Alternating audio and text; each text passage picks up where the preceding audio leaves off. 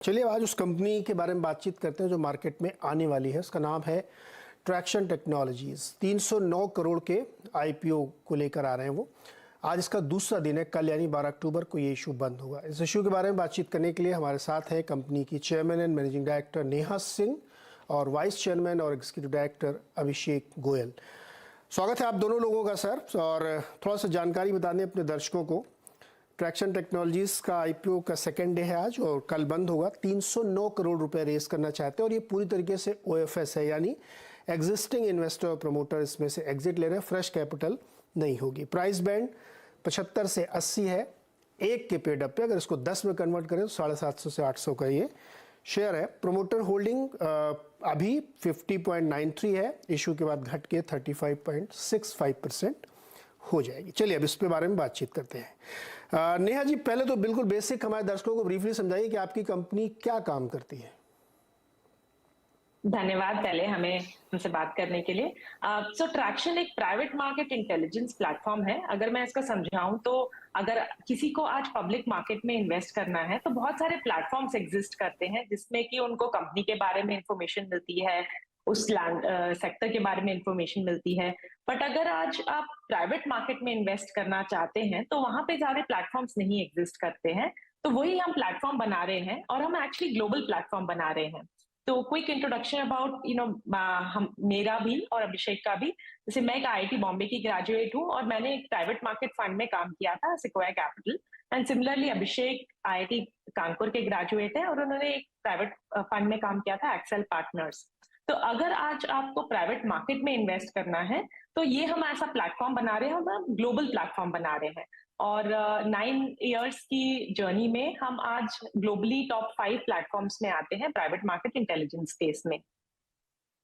अभिषेक जी, तो मोटे तौर पे समझ में आ रहा है कि आप प्राइवेट इक्विटी और वेंचर कैपिटल के लिए खास तौर पे काम करते हैं। ग्लोबल फुटप्रिंट है आपके, क्लाइंटेल आपका है और सास जिसको कहते हैं कि आपके प्लेटफॉर्म पे लोग काम करते हैं, आपको रॉयल्टी देते हैं। ये बेसिक इन्फॉर्मेशन है। आपकी इंडस्ट्री की ग्रोथ क्या है?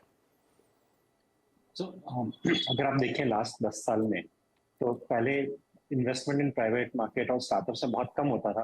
अभी आप देखेंगे तो हर तरफ यूनिकॉर्न वर्ड सुनने को मिलता है और बहुत सारे लोग प्राइवेट मार्केट में इन्वेस्ट कर रहे हैं। तो ये मार्केट काफी तेजी से बढ़ा है, काफी तेजी से रुझान आया है इस मार्केट में।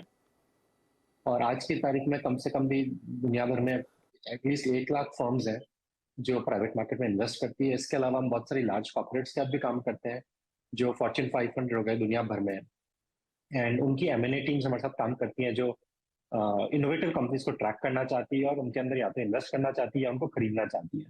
तो हम जो भी पार्टी इनोवेशन और प्राइवेट मार्केट्स के बारे में कदर करती है, हम उन सबके साथ काम करते हैं आज की तारीख में।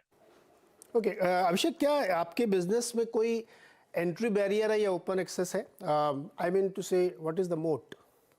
नहीं, इफ अगर आप देखेंगे कि जैसे पब्लिक मार्केट्स में इन्वेस्टर के पास डेटा है, बहुत सारी कंपनीज हैं बड़ी बड़ी, एंड आप अच्छा क्वालिटी ऑफ डेटा बनाना बहुत आसान नहीं होता है। एंड इसीलिए जो कंपनीज हैं आप देखेंगे अगर वो 30-40 साल से बड़ी होती जा रही है पब्लिक मार्केट में और जैसे जैसे प्राइवेट मार्केट बड़ा हो रहा है तो वहां पे भी एक बहुत बड़ी अपॉर्चुनिटी है कि आप एक एंटरप्राइज ग्रेड डेटा बना पाओ जिसको देख के इन्वेस्टर्स उस पर ट्रस्ट कर पाए और उसको यूज करके इन्वेस्टमेंट कर पाए अपना। सो ये एक आसान काम नहीं होता है। इसीलिए आज प्राइवेट मार्केट में गिनी चुनी 5-6 कंपनीज हैं जो थोड़ी सी मीनिंगफुल स्केल पे आ पाई है। नेहा जी, अगर इतना अच्छा आउटलुक है, इतना अच्छा बिजनेस है और टॉप 5 में आप शामिल हैं, तो फिर बेच क्यों रहे लोग शेयर, और इंक्लूडिंग प्रमोटर? तो जब आप ये प्लेटफॉर्म बिल्ड करते हो तो हमने वेंचर कैपिटल फंडिंग रेज की थी ये प्लेटफॉर्म बिल्ड करने के लिए, बिकॉज ये ग्लोबल प्लेटफॉर्म बनाने के लिए इनफ टेक्नोलॉजी में इन्वेस्ट करना पड़ता है, एनालिस्ट टीम में इन्वेस्ट करना पड़ता है, डेटा टीम्स में इन्वेस्ट करना पड़ता है। तो हमने अपने हिस्ट्री में 113 करोड़ का प्राइवेट मार्केट में इन्वेस्टमेंट लिया था। हम बहुत फॉर्चुनेट थे कि हमें बहुत रिस्पेक्टेड एंजल्स की बैकिंग मिली थी।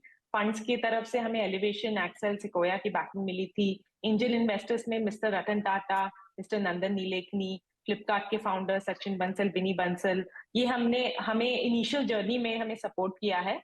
अभी इन्वेस्टर्स की टाइमलाइन होती है तो कुछ इन्वेस्टर्स हमारा जो फर्स्ट फंड रेज था वो 9 साल पहले था। एंड अभी हमारी कंपनी एक्चुअली अगर आप देखो तो उसकी मतलब उसका मार्जिन एक्सपैंड हुआ है, वो प्रॉफिटेबल हो गई है मोर रिसेंटली। तो इसलिए अभी जो थोड़े इन्वेस्टर्स एग्जिट करे हैं, इन्वेस्टर्स फिर भी 26% स्टेक ओन करते हैं after the IPO as well. Promoter भी बेच रहे हैं इसमें, और राइट, आप भी बेच रहे हैं इसमें। हाँ, और अगर हम एक्चुअली 200 प्रमोटर की फिर भी होल्डिंग 35% प्लस है even after IPO, so we will continue to be the largest shareholders. और हमारे बिजनेस की आई थिंक प्राइमरी, जैसे हम अपने बिजनेस की ग्रोथ के लिए एग्रेसिवली इन्वेस्ट करते हैं, बट आई थिंक हमारी बिजनेस की 2-3 इंटरेस्टिंग कैरेक्टरिस्टिक है जिससे कि जो बिजनेस का ग्रोथ है वो उसके कैश जनरेशन से ही फंड हो जाता है। एक तो है हमारा यूएसडी रेवेन्यू, तो हमारा 70% रेवेन्यू इंटरनेशनल होता है, प्राइमरली यूएसडी।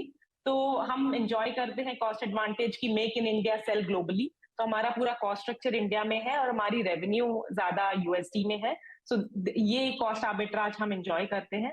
सेकंड, अगर आप देखोगे हमारा मार्जिन लास्ट 3 साल से काफी लीनियर एक्सपैंड हुआ है, from -36% PAT to near break even last year. तो ये क्वार्टर हमारा पॉजिटिव हो गया है। ये एक सेकेंड इंटरेस्टिंग कैरेक्टरिस्टिक है कि मार्जिन एक्सपैंड होता रहा है। और थर्ड है कि हम कंपनी फ्री कैश फ्लो भी जनरेट करती है। तो कंपनी क्या, बिकॉज हम सब्सक्रिप्शन करते हैं तो हम प्रीपेड चार्ज करते हैं एंटरप्राइजेस से, तो द कैश फ्लो वो पॉजिटिव रहता है। तो लास्ट ईयर हमने 5 करोड़ का फ्री कैश फ्लो जनरेट किया था अगर आईपीओ एक्सपेंस हटाते हैं जो रिइम्बर्सेबल टू द कंपनी, एंड वो बढ़ के अभी 5.9 करोड़ हो गया इन द फर्स्ट 3 मंथ्स। तो दो हम काफी एग्रेसिवली इन्वेस्ट करते हैं ग्रोथ में। अगर आप लास्ट 12 महीने देखो तो हमने अपनी टीम साइज 150 से इंक्रीज की है, but still the cash generated by the business is basically able to sustain all the growth.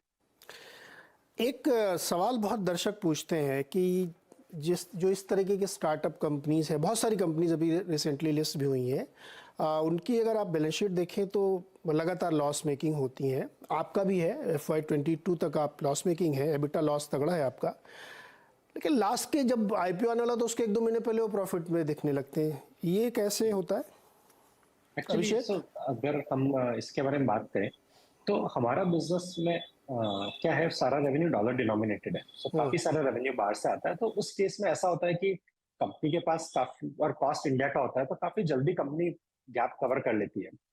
अगर आप देखेंगे तो हमारा हर क्वार्टर एबिटा एक्सपेंशन हुआ है। जैसे आप first quarter of this year versus first quarter of last year देखते हैं तो हमारा एबिटा 9% इंक्रीज हुआ है।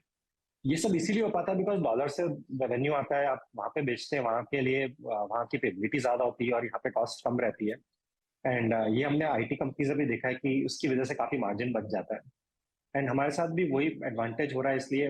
और ऐसा नहीं है कि सिर्फ इसी क्वार्टर में हुआ है, अगर आप ये तो 12 महीने पहले से आज के बीच में इतना एबिटा एक्सपेंशन हुआ है। एंड फ्री कैश फ्लो भी देखेंगे तो ये होता है। तो ऐसा नहीं है कि एक क्वार्टर हुआ है, क्वार्टर ऑन क्वार्टर, साल ब साल हमारा मार्जिन एक्सपेंशन हुआ है और फ्री कैश फ्लो इंक्रीज हुआ है। तो एकदम स्ट्रेट लाइन है between revenue and cost. Last 3 साल में हमारी रेवेन्यू 30% केगर से इंक्रीज हुआ है, कॉस्ट 5% केगर से इंक्रीज हुई है। तो कंसिस्टेंटली मार्जिन एक्सपेंशन हुआ है। ये एक ऐसा नहीं है कि एक पीरियड में ऐसा सडनली ऊपर आ गया और फिर ये तो कंसिस्टेंटली 3 साल से ऐसे ही हो रहा है। आप इस quarter to last year same quarter देख लें तब भी सेम स्टोरी है। तो काफी लीनियर सी एबिटा एक्सपेंशन की जर्नी है और इंक्रीजिंग कैश फ्लो की जर्नी है। अभिषेक ठीक कह रहे हैं आप, लेकिन एक्सपेंसेस आप देखिए तो थोड़ा एलिवेटेड लेवल पे है, नेट इनकम आपकी रादर डाउन ही है। लेकिन आपने एक बात कही अभी कि आपका, नेहा आपसे सवाल है मेरा, कि आपका रेवेन्यू डॉलर में आता है और ज़्यादातर करीब 70% आप फॉरेन से लेते हैं, खासतौर पे यूरोपियन जोन से। वहाँ तो आजकल बड़ी स्थिति ख़राब है, क्या अभी भी वैसा ही बिजनेस चल रहा है, दिक्कत नहीं आएगी आगे? तो अभी तक तो हमें कुछ बिजनेस में नहीं दिखा है बिकॉज मतलब जैसे यूएस हमारा लार्ज मार्केट है, 27% हमारा रेवेन्यू यूएस से आता है और यूरोप एंड एपैक से 44% रेवेन्यू आता है, 30% इंडिया से आता है। अगर लास्ट ईयर देखो तो सभी रीजन्स हमारे मोर देन 40% से ग्रो हुए हैं। तो ये आप सही बोल रहे हो कि थोड़ा आते रहते हैं चेंजेस, बट अगर आप 5-10 साल का देखो तो ये मार्केट काफी डीप हुआ है। जैसे अगर हम अभी देखें तो हम 1000 ऑर्गेनाइजेशंस के साथ वर्क करते हैं 50 डिफरेंट कंट्रीज में। हम still very small, like single digit percentage of the market है। तो may be because of that कि मार्केट काफी डीप है, तो अभी हमें ऐसे कोई कुछ चेंज नहीं दिखता है। बट आप सही बोल रहे हो कि थोड़ा स्लो और थोड़ा फास्ट वो चलता रहता है। आपकी इंडस्ट्री का, आपकी इंडस्ट्री, आपकी कंपनी का एट्रिशन रेट क्या है? अगर आप लास्ट क्वार्टर देखो तो 13.8 रहा है हमारा attrition. I think one of the reasons is कि जैसे नहीं, हमारे एनुअल क्या है? तो लास्ट क्वार्टर का is 13.8, annual is more than 40%।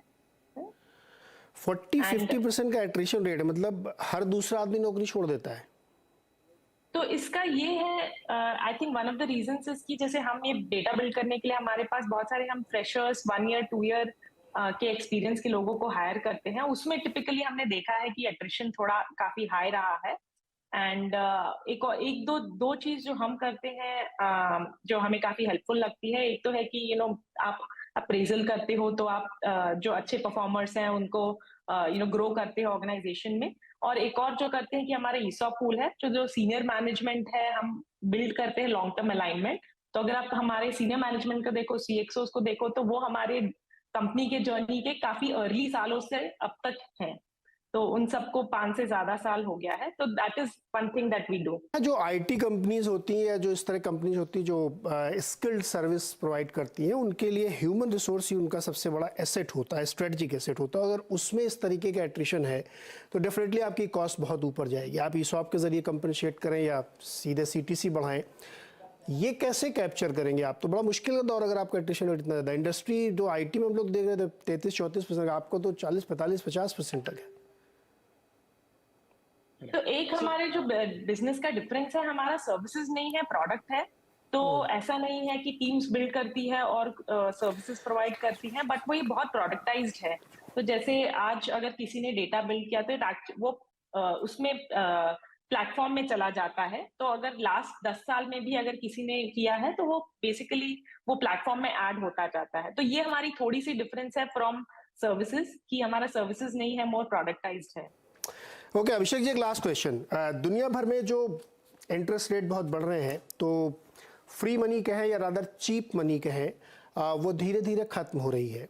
तो बहुत सारे जो लोग पहले बहुत पैसा डाल देते थे स्टार्टअप में, अब उनको ये समझ में आ रहा है कि अब ये पैसे की एक बड़ी कॉस्ट है, खासतौर पे यूएस में जहाँ से फ्री बहुत पैसा आता था, या इवन जापान से जहाँ बहुत पैसा आता था, क्योंकि कन्वर्जन में आपका बहुत पैसा जा रहा है। तो बिजनेस एनवायरनमेंट आपको लगता है कि अभी भी कंफर्टेबल है, क्योंकि अब वो चीप मनी तो रही नहीं? नहीं, तो वो ग्लोबल मैक्रो में जैसे लिक्विडिटी चेंज होती है तो सारे बिजनेसेस पब्लिक प्राइवेट सब में इम्पैक्ट आता है। बट जो इन्वेस्टर है वो तो ये चाहते हैं कि जो भी एसेट क्लास अच्छा करिए उसमें पैसे डालें।